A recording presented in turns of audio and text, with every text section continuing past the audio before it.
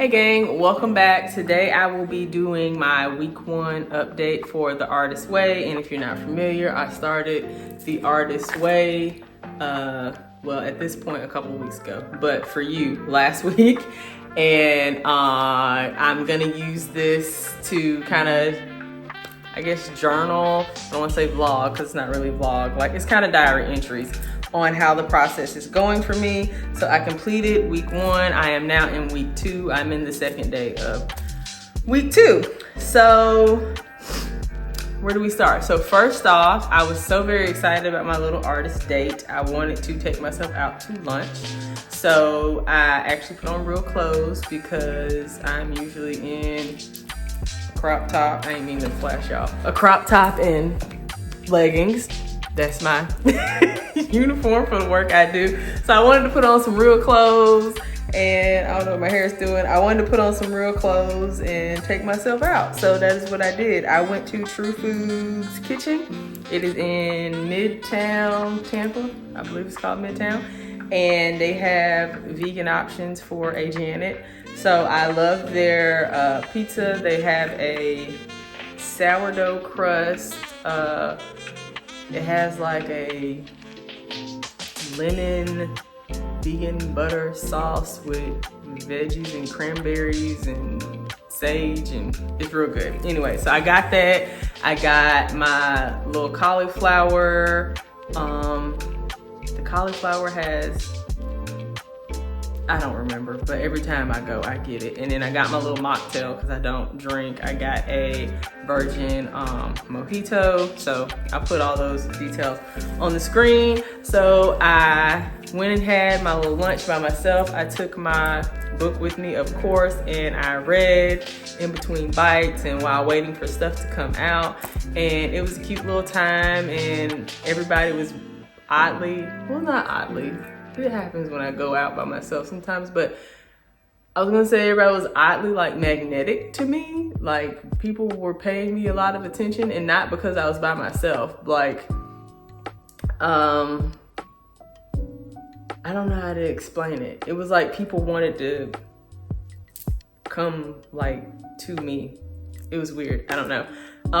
And also weird that a child didn't want to come to me, because animals, elderly, and kids love me.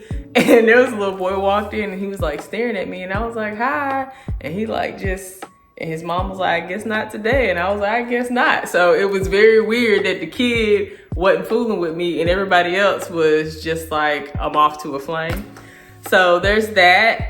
The work of the book last week was on safety, and I really didn't realized that until I went through to review it so that I can make this video. And it's ironic because a lot of the things that were going through my head last week were about being safe in next level situations. So not like physical safety, like harm to your body, but the safety of transition, being safe with more success, or being safe like doing the next step in the business, or handling more money, or being around different I don't know, experiences. But there was a friction within me that I had to start affirming and working through these things that made me feel a certain way. And it all boiled down, when I got to the bottom of it, to safety. Like, your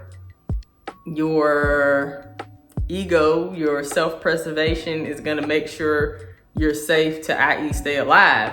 So if it feels threatened, even if it is in a, I don't want to call it fake, but not a real experience, it's gonna keep you from said experience because it wants you to feel safe. So I'm working through feeling safe in these different arenas in my mind so that I can move forward to get to the next things that I'm working on. So there was that. It also spoke about being a shadow artist, and it said being a shadow artist is a person who is afraid to let their dreams see the day of light. And I thought that was also interesting. And it talked about, was that this week or the other week? So now I'm crossing weeks because I've gone into the the following week. Let me make sure. No, that is in week 2. Sorry. Yeah, but it would have fit. It would have fit in week 1 because for the reasons that you would feel unsafe, sometimes you would have the type of people they talk about in week 2, but I'll save that for week 2.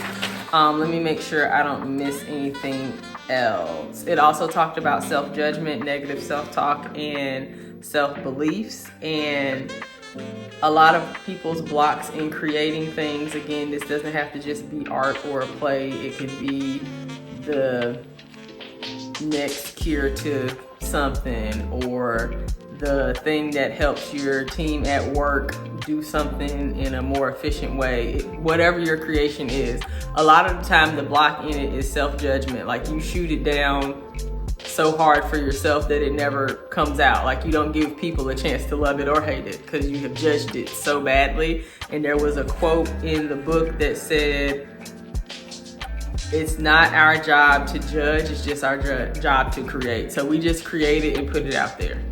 Whatever happens to it after that, at least you got it out of yourself.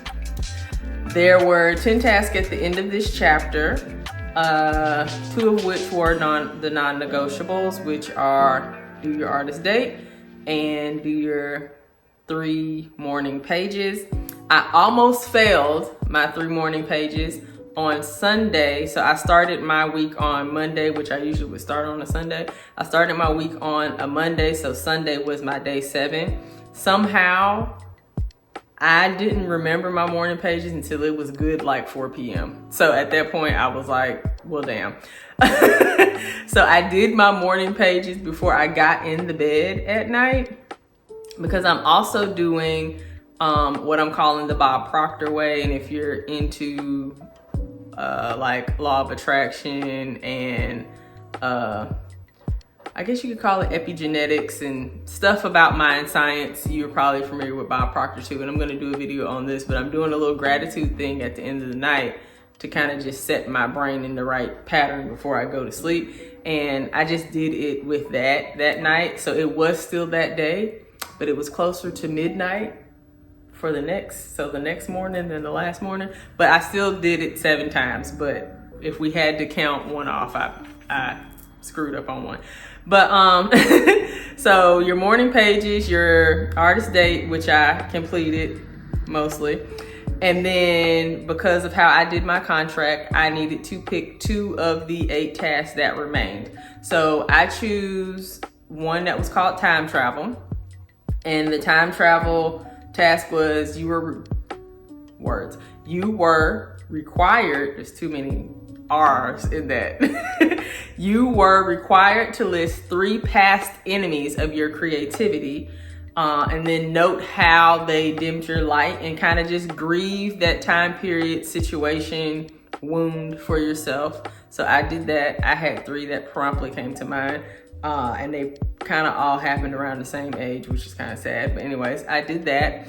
And then I also chose to work with affirmations and blurts. So the way she writes it, affirmations are your affirmative statements, of course. And then the blurts are the things that come in behind them. So it will basically be the opposite. So if you are saying to yourself, I'm the most beautiful woman in the world, and then your blurt would be, but you have acne.